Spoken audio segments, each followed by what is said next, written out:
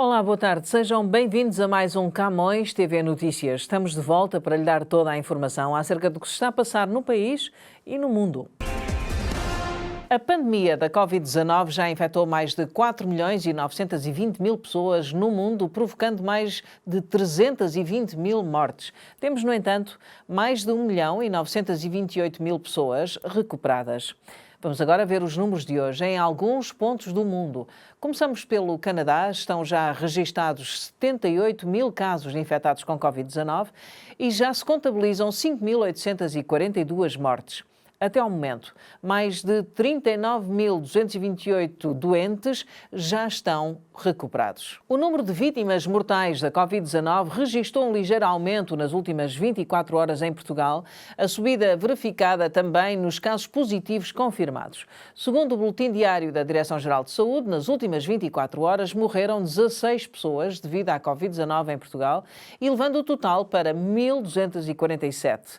Foram confirmados mais 223 casos para os atuais 29.432.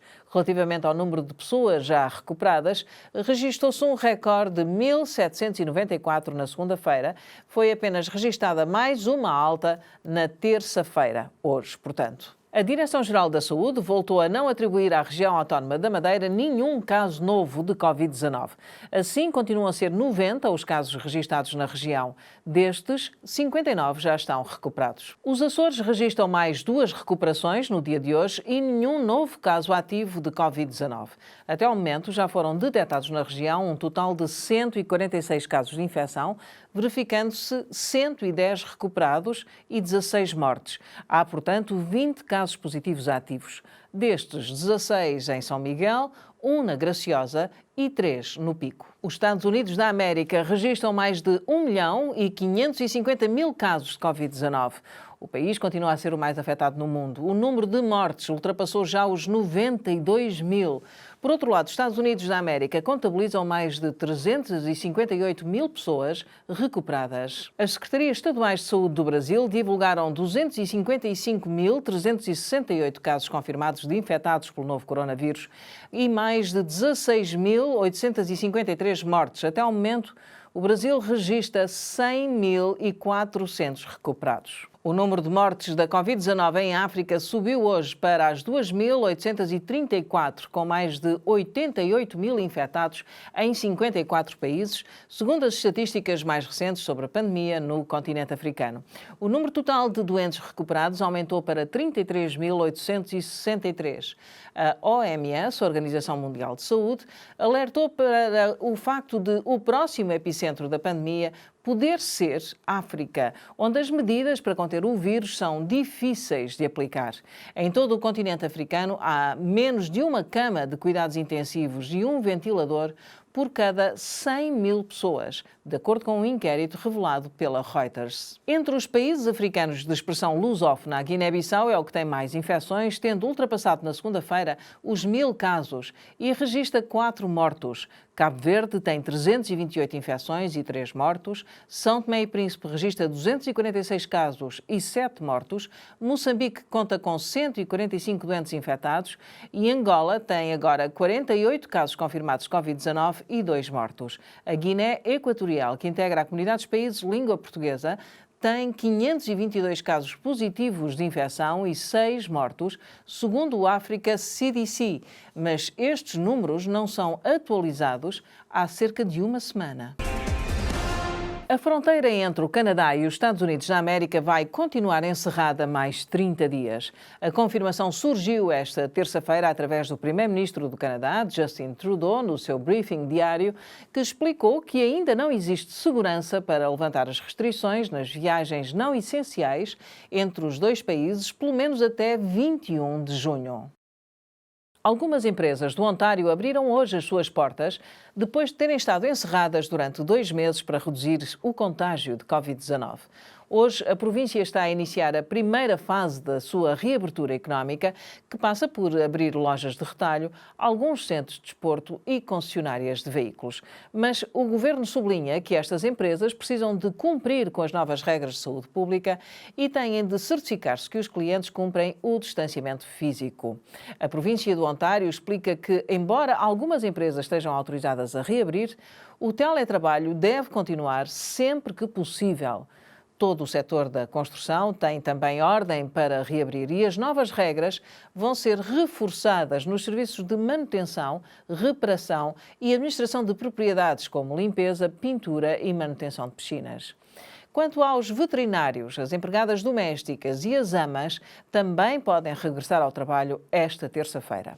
Alguns empresários manifestaram alívio e entusiasmo com a perspectiva da reabertura, enquanto outros dizem que ainda é muito cedo para o fazer com segurança. A província ordenou o encerramento de todas as empresas consideradas não essenciais em meados de março e permitiu recentemente que algum retalho voltasse a funcionar. Quanto às escolas no Ontário, vão continuar encerradas até junho. O Premier Doug Ford disse hoje, no briefing diário, que a decisão de manter as escolas encerradas até ao final do ano letivo foi difícil de tomar, mas explicou que ainda não estão reunidas as condições de saúde e segurança para permitir que 2 milhões de alunos regressem às aulas.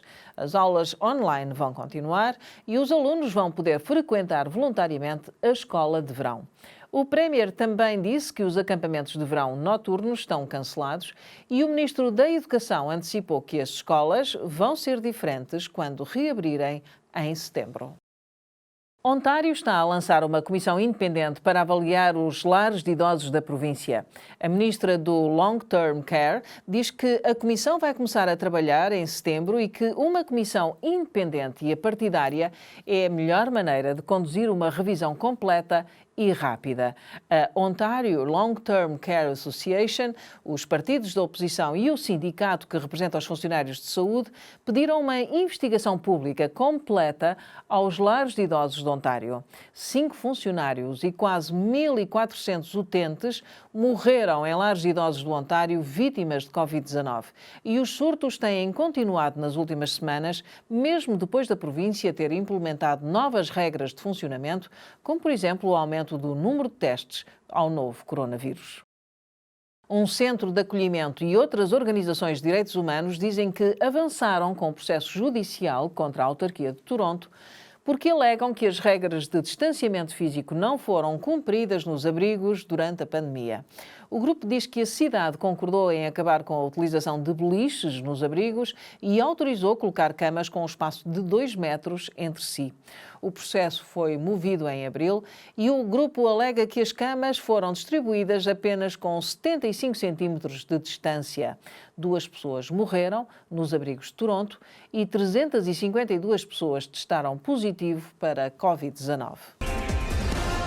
Em Portugal, hoje foi dia de matar saudades. Saudades de sair de casa para ir à escola, ver colegas, brincar no recreio ou beber um café na esplanada. O país está na segunda fase do desconfinamento.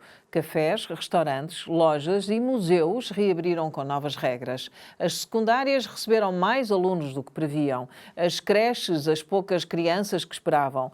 Confiança é a palavra de ordem que os diretores dizem querer reconquistar neste regresso às aulas presenciais. Estamos numa maratona, frisa o Presidente da República. Para o Primeiro-Ministro, não nos podemos deixar vencer pela cura, apesar de a primeira vaga ainda estar aí. Tivemos um enorme sucesso na contenção da pandemia e temos agora de ter um enorme sucesso em não estragar o adquirido na recuperação da economia, insistiu António Costa. O presidente da Associação Nacional de Dirigentes Escolares estima que cerca de 80% dos alunos do 11º e 12º ano voltaram na segunda-feira às aulas. Um nível que, apesar de indiciar que 1/5 pode ter faltado, resultado está bem acima das previsões dos diretores. É preciso reconquistar a confiança, frisa Manuel Pereira. Para o presidente da Confederação de Pais, ontem foi um dia exemplar. É certo que, admite Jorge Ascensão, que enquanto não houver cura haverá riscos, mas a situação nas escolas está mais controlada do que nas praias ao fim de semana. A Federação Nacional de Professores voltou a acusar o governo de falhar por não ter testado alunos, professores e funcionários antes da reabertura das escolas e pediu aos docentes prudência acrescida, o que levou o Ministro da Educação a responder que seria importante a FENPROF ir às escolas. Para setembro temos que continuar a preparar todos os cenários, disse Tiago Brandão Rodrigues, Ministro da Educação em Portugal, remetendo para a evolução pandémica um arranque ou não do ano letivo presencial. E agora uma história carregada de ternura. Francisco Amorim, de 56 anos, ao fim de 2 meses pôde visitar a esposa Celeste, de 55, no lar Casa de Magalhães, em Freixo, Ponte de Lima. Marido dedicado, pai de 2 filhos, foi o primeiro a marcar a visita assim que pôde. A mulher, com quem está casado há 30 anos, sofreu há 5 um AVC que deixou sequelas profundas a nível motor e cognitivo. Os 30 minutos a que teve direito para a ver foram duros. A instituição criou, na entrada traseira do edifício, um espaço para as visitas, mas com um acrílico a separar. Francisco contou à saída que Celeste tentou tocar-lhe várias vezes com a mão, apesar da barreira física que os separava. A Dona Celeste, quando se lhe fala na família, nota-se logo um brilho diferente no olhar dela. A Dona Celeste sofreu um AVC há uns anos atrás, ela tem 50 e poucos anos. Entretanto, a Dona Celeste reage. Ela percebe tudo aquilo que nós lhe dizemos, ela sorri, ela, se lhe dissermos para dizer sim a pescar os olhos, ela faz. Realmente, a família, quando se fala, nota-se logo um brilhozinho no olhar. O marido, um homem extremamente dedicado, que nunca deixa passar qualquer data em branco, ou seja, tem sempre algum mimo para lhe dar. E enquanto as visitas eram permitidas, ela ia sempre a casa no fim de semana. Porque eu sempre que posso levo à casa, não é? Não levo tanto porque também não convém, também tem que dar espaço. Mas foi muito complicado.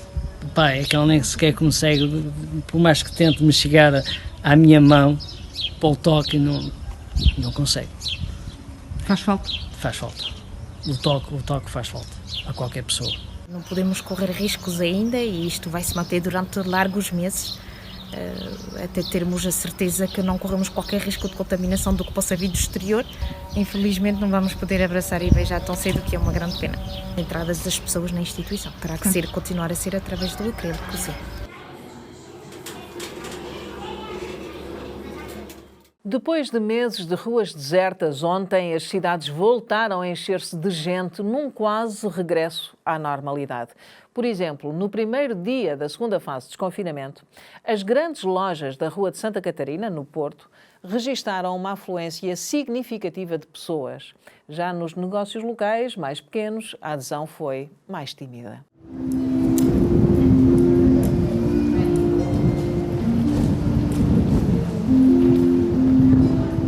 Vim fazer uma devolução, até estou-me a sentir um bocado ridícula estar aqui nesta fila, mas não tenho escolha, tenho mesmo que vir devolver, senão fico sem dinheiro. Acho que ainda há muitas pessoas pouco conscientes. Não sei, vir aqui à loja só para ver roupa e comprar, acho que não faz muito sentido ainda. E contra mim falo, não é que estou aqui, mas mais por necessidade do que por outra coisa. É a primeira vez que estou a sair assim à rua mesmo, para fazer recados e tratar de coisas. E sinto que há mesmo muita gente, há muita gente sem máscara, há muita gente a não respeitar as distâncias. Não sei, assusta-me um bocadinho, sinceramente. Vou ali àquela casa ver se encontro alguma coisa que gosto e pronto. Depois de estar tanto tempo em casa, decidi sair. E as promoções também agradam. Se você não acha que não é... Muito fraquinho, vamos à espera que as pessoas voltem devagarinho, mas para já estão a retomar, não é de muito devagar, vamos lá ver se isto vai começar. Talvez poderá, não é, voltar as pessoas, eu penso que as pessoas têm que voltar à normalidade, não é, com restritos não é, da higiene e E tudo isso tem que vir. Esperamos que sim. Impensável que isso acontecesse, jamais. Muitos prejuízos mesmo, muitos prejuízos, que jamais recuperamos, e agora vamos ver se conseguimos daqui para diante aguentar o barco. Não vai ser fácil.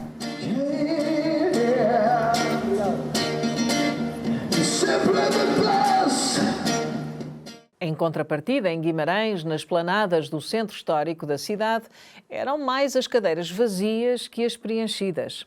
A esperança é que os próximos dias sejam melhores quando os clientes ganharem mais confiança nos cuidados de higiene dos restaurantes.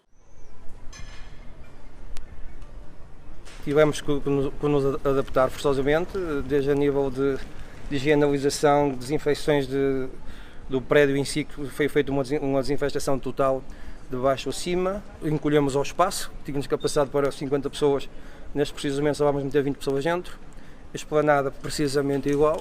Nós estamos aqui numa zona que é Património Mundial da Humanidade, onde existe bastantes espaços comerciais de ramo de hotelaria, e vai ser completamente difícil para nós sobreviver, enquanto não abrirem fronteiras, porque os espaços comerciais que existem e com o povo que nós temos não é o suficiente para aguentar os espaços completamente abertos. Antes de acontecer o que acontecia, estávamos cá a almoçar muitas vezes. E outra coisa é também de ajudar estas pessoas que sofreram um bocado desta situação. Hoje é o primeiro dia da abertura e aqui o Buchão é um clássico aqui de Guimarães. É uma forma de não só ter uma boa refeição, com muita qualidade, e por outro lado darmos a nossa contribuição para que o setor, na sua íntegra, também se recomponha.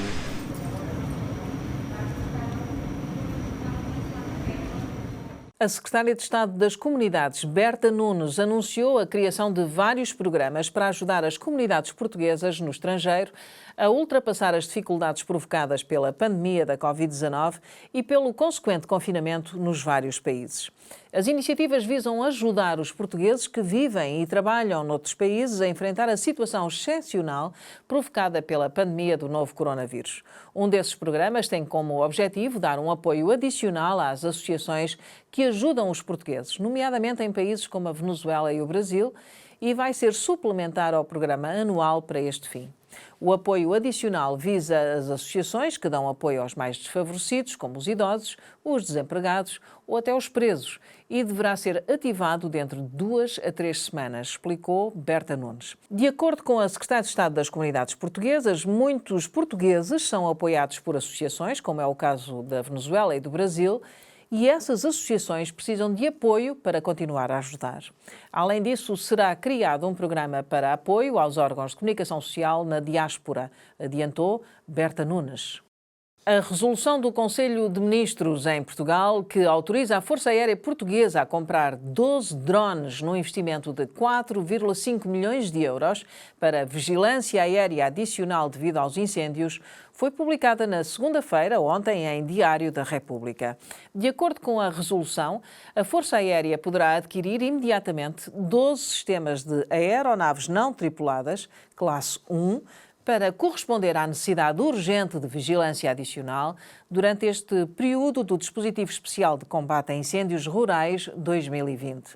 Esta aquisição de drones é decorrente da situação da pandemia que o país enfrenta, que obriga ao cumprimento de medidas de distanciamento para mitigar a propagação do novo coronavírus, coincidindo com a época em que o risco de incêndios é maior.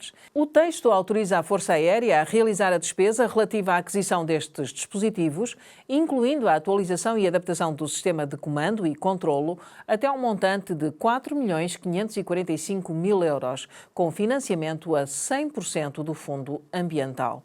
O documento sublinha que é necessário considerar urgentes e de interesse público os procedimentos de contratação pública a realizar no âmbito da presente resolução, de maneira a assegurar a disponibilidade de utilização dos drones.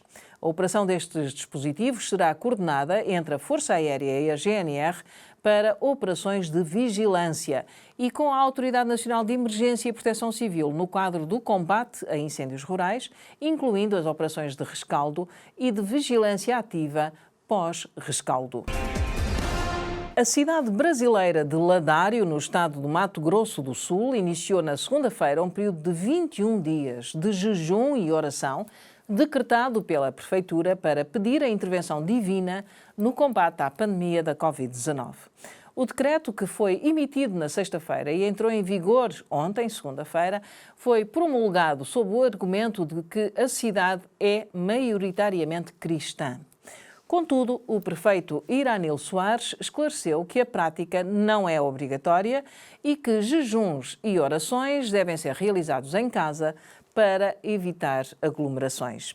Decidimos estimular a fé das pessoas para que elas possam ter esperança, para que o momento de pânico não invada as suas mentes e corações, disse o prefeito de Ladário a jornalistas. De acordo com o decreto, a humanidade em alguns momentos recorreu a Deus para orientá-la na forma de viver e superar momentos difíceis e turbulentos resultantes da disseminação de doenças, apelando a que no último dia desse período seja feita uma cadeia de oração durante 1 hora. Até ao momento, a cidade, com pouco mais de 23 mil habitantes, contabilizou 5 casos de infecção pela Covid-19 sem registro de mortes. Em Ladário, o uso de máscara é obrigatório e as igrejas, na sua maioria evangélicas, permanecem abertas, mas só podem celebrar cultos e atos religiosos com 30% da sua capacidade máxima. A primeira vacina testada em humanos contra a Covid-19, criada por uma farmacêutica norte-americana, foi considerada segura e bem tolerada em geral, de acordo com a empresa. Os resultados preliminares do ensaio clínico, iniciado em março com um grupo de 45 voluntários, de um total de 600, mostram que 8 pessoas produziram anticorpos que bloqueiam a capacidade do vírus, SARS-CoV-2, infectar as células do organismo, de acordo com o site da agência Reuters. A empresa farmacêutica anunciou que a vacina criada já tinha permitido garantir uma proteção completa contra a multiplicação do vírus nos pulmões de ratos vacinados e depois infectados, em testes realizados anteriormente em colaboração com o Instituto Nacional de Alergias e Doenças Infecciosas dos Estados Unidos da América. Depois dos testes em animais, seguiu-se a fase 2 do estudo, que envolveu 600 voluntários saudáveis. A ambição da farmacêutica é avançar já em julho para a fase 3 do ensaio, com a inoculação de milhares de pessoas, para demonstrar a segurança e eficácia do antídoto. O laboratório acredita que a vacina, para disponibilizar à população em geral, poderá estar pronta no início de 2021. Donald Trump, o presidente dos Estados Unidos da América, revelou que está a tomar hidroxicloroquina, um medicamento para combater a malária, e que ainda divide os especialistas quanto à sua eficácia contra a Covid-19. Donald Trump disse aos jornalistas que está a tomar o medicamento há cerca de 1 semana e meia, muito embora tenha tido testes negativos à Covid-19 e não tenha sintomas. A eficácia do medicamento contra a Covid-19 ainda não é clara para muitos especialistas. Ainda assim, o presidente dos Estados Unidos da América acredita que é bom e, por isso, toma hidroxicloroquina. Ficariam surpreendidos com a quantidade de pessoas que o tomam, em particular aquelas que estão na linha da frente.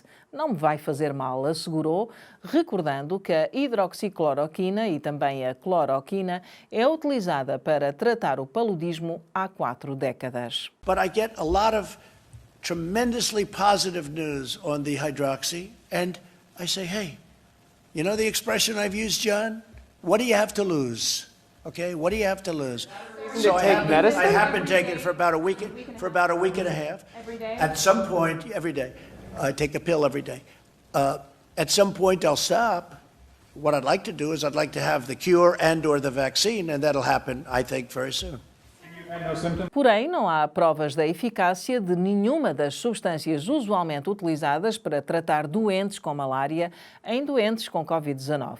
Ao contrário, a Agência Americana do Medicamento desaconselhou a utilização desses medicamentos fora do meio hospitalar ou de ensaios clínicos devido ao risco de complicações cardíacas. O presidente norte-americano ameaçou terminar indefinidamente a contribuição para a Organização Mundial de Saúde, a OMS, no prazo de 30 dias e admitiu a possível saída dos Estados Unidos da América da organização. Se a OMS não se comprometer com melhorias significativas nos próximos 30 dias, tornarei a suspensão temporária de fundos à OMS permanente e reconsiderarei a nossa participação na agência, ameaçou Donald Trump numa carta que enviou ao diretor-geral da Organização Mundial de Saúde, partilhada na sua conta de rede social Twitter. Na carta, com 4 páginas, o presidente dos Estados Unidos anunciou que o seu governo já iniciou conversações sobre como reformar a organização com o responsável da OMS, acrescentando que não há tempo a perder e que é necessário atuar rapidamente. Trump considerou que a Organização Mundial de Saúde tem uma alarmante falta de independência em relação à China, frisando que entre as reformas planeadas por Washington está a desvinculação de Pequim. A única forma de avançar para a OMS é se realmente for capaz de demonstrar independência em relação à China, disse o presidente norte-americano na carta, que elenca uma série de queixas que os Estados Unidos atribuem ao presidente da Organização Mundial de Saúde e a Pequim na gestão da pandemia do novo coronavírus. Os moradores do bairro de El Bosque, no Chile, desafiaram o confinamento obrigatório e protestaram contra a fome, a pobreza e o desemprego causados pela crise pandémica. Os protestos terminaram em confrontos violentos com a polícia e mais de 20 detenções. Os manifestantes cortaram ruas, atiraram pedras e paus às autoridades e incendiaram barricadas. A polícia respondeu com gás lacrimogéneo e canhões de água e foi criticada pela autarquia local.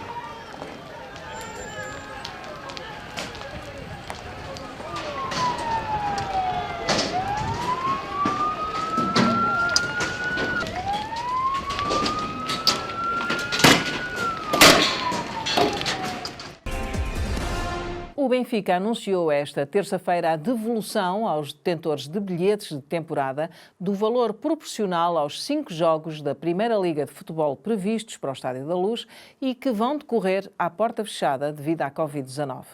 Dada a impossibilidade de os sócios detentores de Red Pass assistirem aos 5 jogos que faltam, o clube tomou a decisão de atribuir uma compensação de valor proporcional a esse número de jogos que não estarão abertos ao público. Lê-se num comunicado publicado no site oficial dos encarnados. O Clube Lisboeta explicou que o valor da devolução será colocado na carteira virtual de cada detentor de lugar de época e, por isso, só poderá ser utilizado na compra ou no pagamento de produtos relacionados com o Benfica. O Benfica, face à interrupção das competições e incerteza quanto ao futuro imediato, entende ser esta a forma mais justa e equilibrada para compensar todos os sócios, considerou. A Primeira Liga foi suspensa em 12 de março devido ao surto do novo coronavírus, mas vai ser retomada a partir de 4 de junho com todos os jogos à porta fechada. Até ao final da temporada, o Benfica vai receber o Tondela, Santa Clara, Boa Vista, Vitória de Guimarães e Sporting Clube de Portugal. A maioria dos museus nos Estados Unidos da América permanece com a porta fechada. Com o espaço vazio, 3 pinguins, no Kansas City, desfrutaram de um dia a admirar obras de arte. Isso mesmo que ouviu. À medida que as precauções de distanciamento social se prolongam, muitos norte-americanos estão ansiosos para sair de casa e explorar as maravilhas do mundo. No início deste mês, a 6 de maio, uma instituição cultural temporariamente fechada recebeu visitantes especiais do Jardim Zoológico de Kansas City, um trio de pinguins de Humboldt. Os 3 animais passearam pelos corredores do Museu de Arte Nelson Atkins, localizado em Kansas City, e apreciaram obras de arte de mestres impressionistas e barrocos. O diretor e CEO do museu disse à revista Time que esperava que eles se interessassem mais pelas obras de Claude Monet, porque são calmantes e se assemelham à água. No entanto, os visitantes pareciam estar mais envolvidos com as obras barrocas, incluindo as de Caravaggio. Embora o museu ainda não tenha anunciado uma data de reabertura, tem trabalhado para manter a comunidade envolvida, inclusive disponibilizando online uma visita ao museu. O Zoológico de Kansas City reabriu no passado sábado.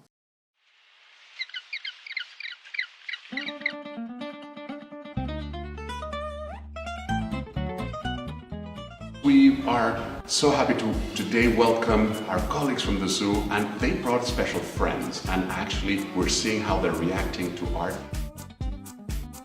Taking care of wild animals at the Kansas City Zoo, we're always looking for ways to enrich their lives and stimulate their days. And during this shutdown period, our animals really miss having visitors come out and see them.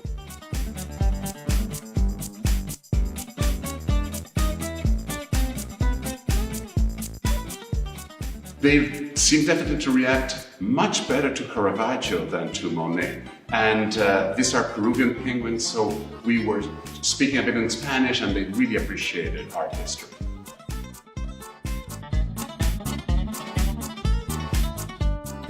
We were happy to visit, and the penguins absolutely loved it.